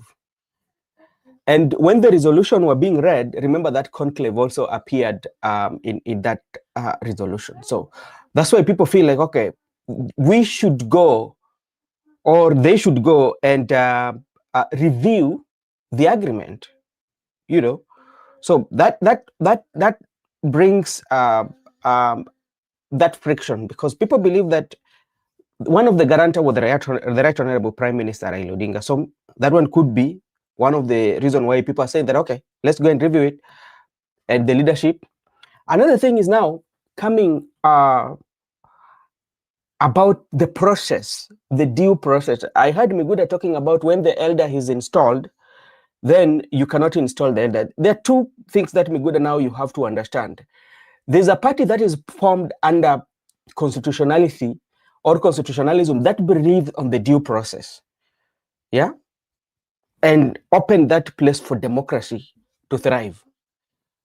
Nobody, I think, like nobody, even like from the petition that has been served to the election board of ODM, they're not questioning the Oburu personality. No, that is not what they're questioning. They are questioning the due process. Was the due process followed, especially when it comes to the appointments as per the party constitution? That's why in traditional way, especially like even in Jaramogi's home, Raila was very powerful when it comes to politics, especially of the country, and Oburu, his brother, respected that and respected him as a party leader. But now when you come to the Kangoka Jaramogi, Oginga Odinga's home, yeah, when now you come to Oginga Odinga's home, where Oburu is the eldest, Raila will obey and will follow what the eldest as a spokesperson of the family. So there's a family and there's a party that is formed under constitution. So they are not questioning, I don't think they're questioning the personality of Oburu Odinga, but they're questioning the due process. Was the due process followed? Because you never know. I tell you, Kenya is one of those countries. Kenya is one of those countries that everything will be challenged in court. And the court will make a pronouncement. So you have to be proactive and seal those loopholes. And the people who might be going to court might not be necessarily the people of ODM, but one outsider can work with the insider to create that destabilization of the party through those loopholes. To me, that's what I think. Makobura Yaga is back. Okay, thank you so much. Eric, kindly confirm if you are fully back. Eric? I'm back. You can hear me? Okay. Yes, kindly proceed.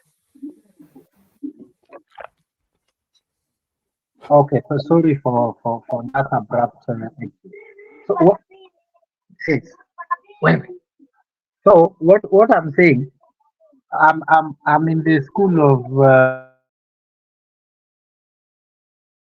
I'm for Oburu, and I don't have something to regret about, because number one, you must have look the partiality of Oburu Odinga when it comes to the road. I think Raila was a little bit was lenient on all these issues, because he always consider both sides, the pushing and the defending. So, but Oburu have always been one side, his approach to all this, the arrangement. And that's why even people like Winnie are questioning is character. Yeah. So I think that is number one thing, that partiality. When you become a party leader and you want to hold the party together, you must be very partial to hear both sides. That's why you could see Sifuna at night go to a station TV, make some remarks that will not sit well with other party members who are in so-called the broad-based. But the following day, you see him with Raila in the same plane. And Raila is telling people Sifuna is now the party spokesman. And whatever he says is the position of the party. I don't think Oburu will do that. And is not capable of doing that. With that fear is what people like Winnie are seeing mentality might destroy ODM attack. Number two, the age do not favor Oburu. Age do not favor Oburu. Oburu is a little bit old.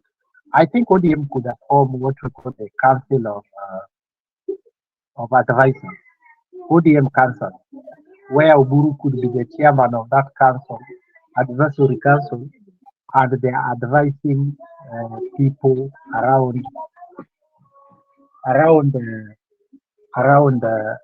matters of ODM party. So I think giving him a party leader is not wise to me and to many ODM members. That's number two. Number three, Oburu is not like Raila Odinga. He can't command people. He can't order things to happen. So the people who actually want Oburu are the people who have been MP for 10, 20 years. People like Adoma. I have this statement. Adoma cannot tell us he will do things to do. He has been MP for 15 years. He has done nothing. These are the people who have just, in fact, he's not even staying in Yaka. He's staying in Sen. So, coming to tell us, these are just going to protect somebody who will hold their hand and say, this is our party and this party belongs to us. And once you are given party certificate, you are good to go. I think those are the things that the younger people are fighting within the ODM. And I think with the time, the younger people will take over, because if you call a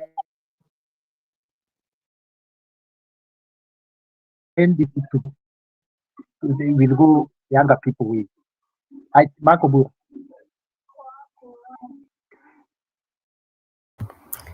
Okay, thank you so much, Eric, for giving us your take. And I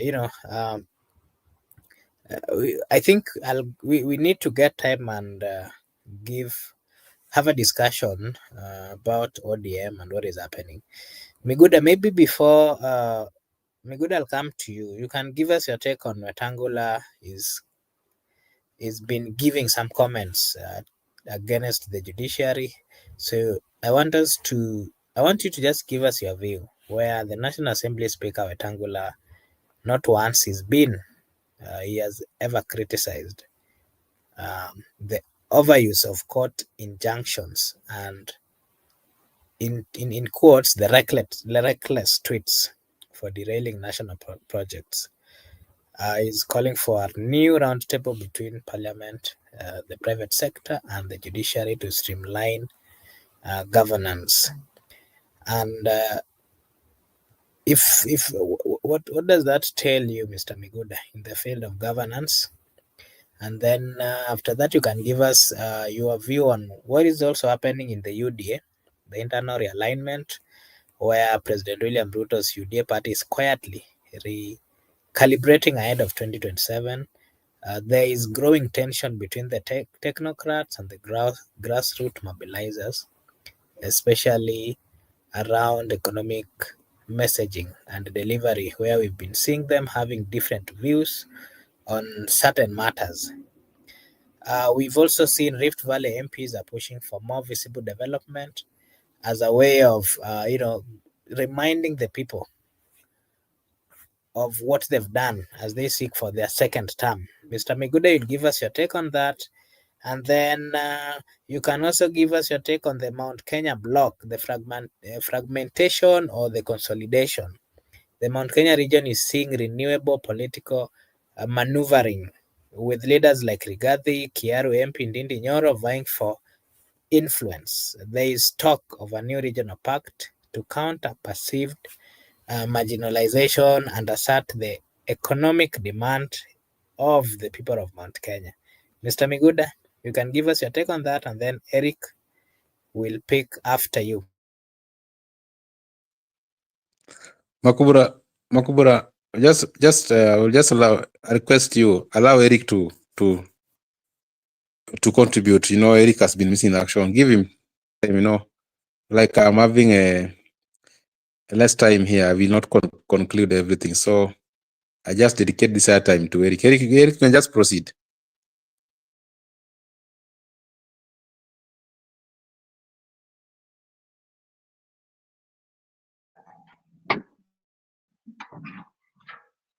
Okay, thank you. Good. So, Sijui, Megoda, which one should I start with? The issue of rectangular attacking the judiciary. You can start with the rectangular, then you talk about the internal wrangles in UDA, then you conclude by Mount Kenya. Okay. So let me say about rectangular. I think about rectangular attacking the judiciary. I have not come across that news, so I'm not that much familiar with it. But I think rectangular is on fire. The East House is on fire. The wave of that governor called that. Even the other day, I think they wanted to impeach him, but the elders refused. It has a complication with this deputy, so they can't allow the deputy to take over. So I think they were rectangular is just chasing the smoke that is burning this food. Kindly, can you give me?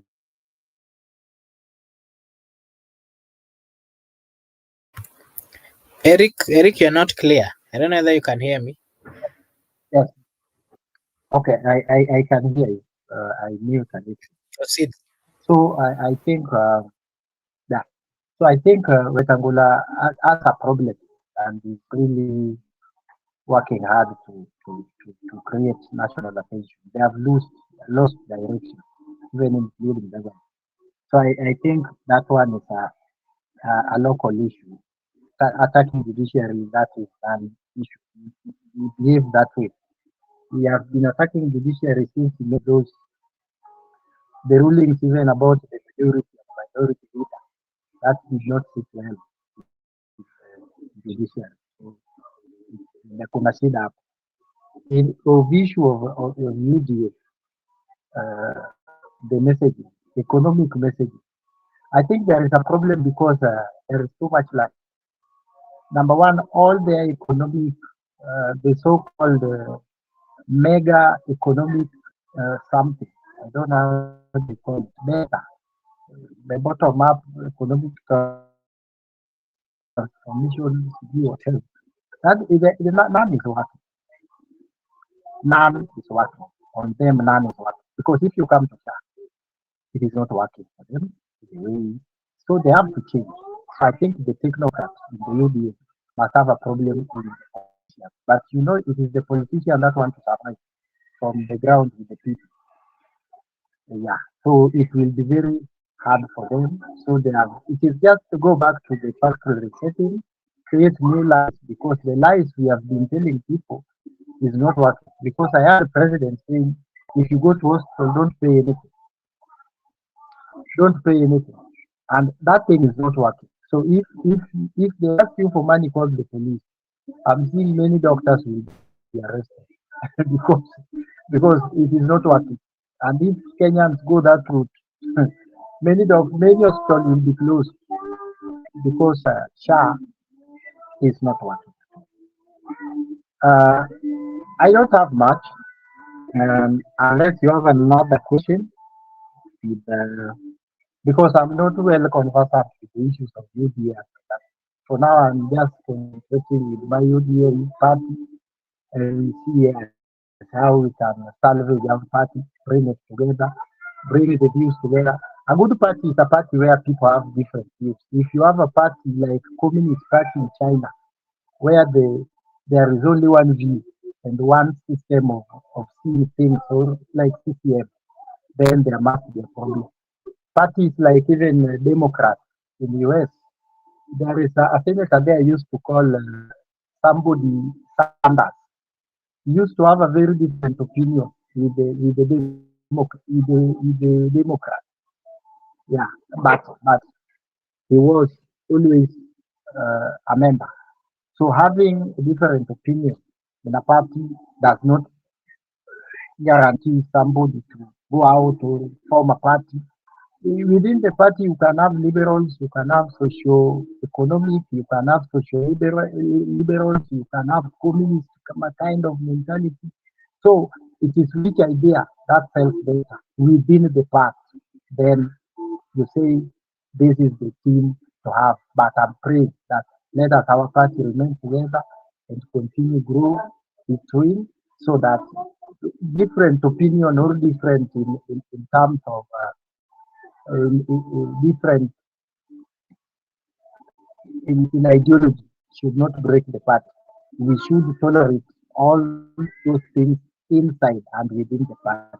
That is what is making party the party that is most about the Republic of Kenya. And when it comes, we behave like Israel. When there is an external attack, we come together, we form one force, we face the enemy. When the enemy is subdued, we continue with our difference. I think that is the route our party ODM should follow, at least for now.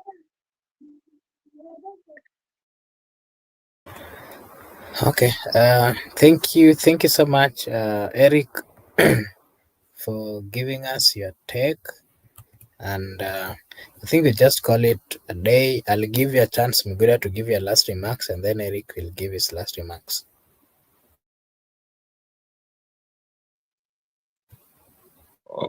Okay, my last thought, I just like to say that there is, in ODM, you find that the young people are pushing for pro-people party, but the old guards want to retain the status quo. That's why we have a difference. Therefore, we need there is an agency of an NDC to solve this matter once and for all. I'd like to appreciate our viewers for coming to the show. Laban Misiani, Goodia, Judith Carita, Brenda Bedi.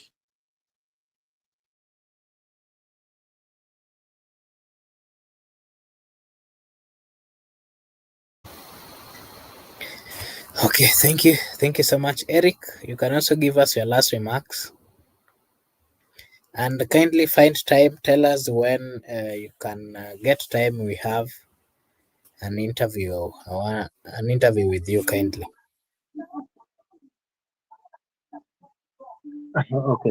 Okay, thank you very much. Let me take the opportunity to also thank you for at least I stayed late and I'm a little bit in a noisy place. So thank you for bearing with me. That one I must appreciate. So I want just to say to reiterate what my brother has said. The younger generation cannot be ignored, because the more you ignore them, the more they become resistant. And when they become resistant, that is what will create a division or a generation fight within the past, where the younger people will forcefully try to manhandle the, the older or the veterans. I think it is on incumbent veterans to influence the younger generation in all decision making and mentor them in the right way. You know, when a child is chased away from home, they always say if a child is disowned by whom the streets become its home. And the way we maneuver in the streets is none of the business of the people who are remaining back at home. It might be even become a slave.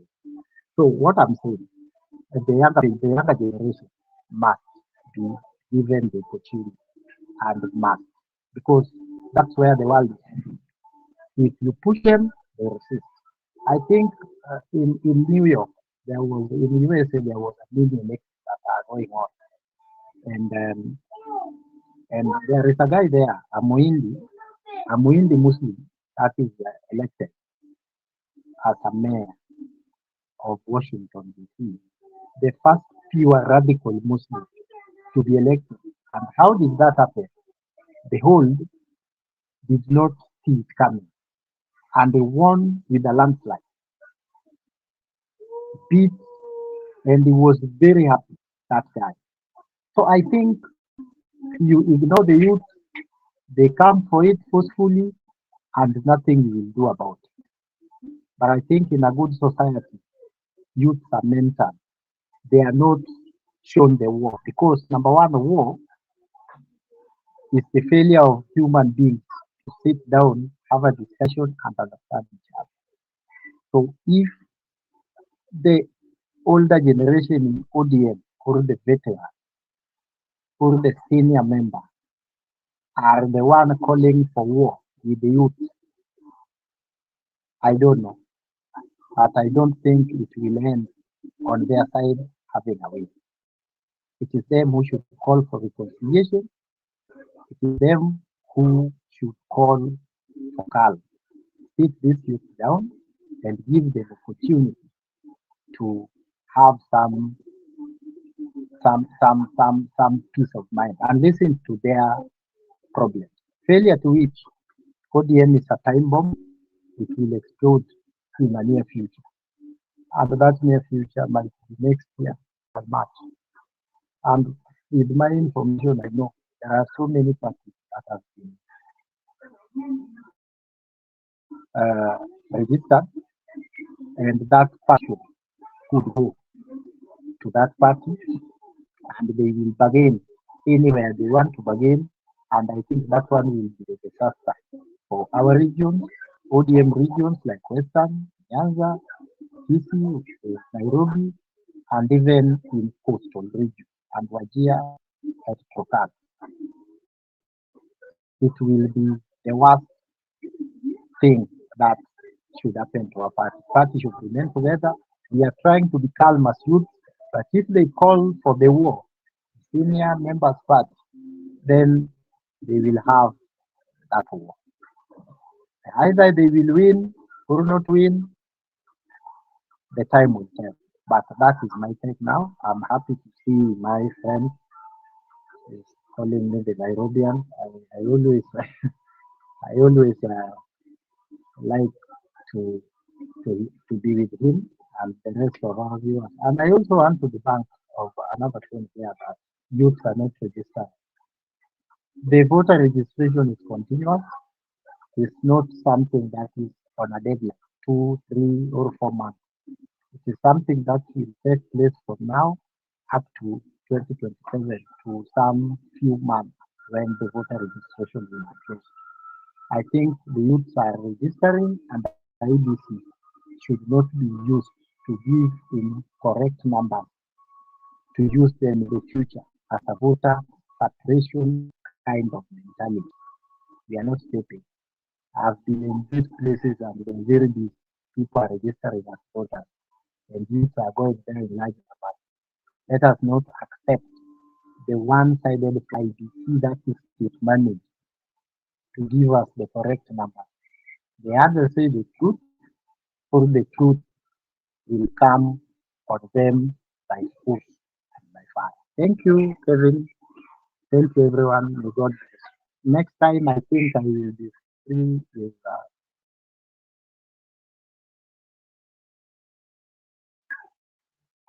by Saturday.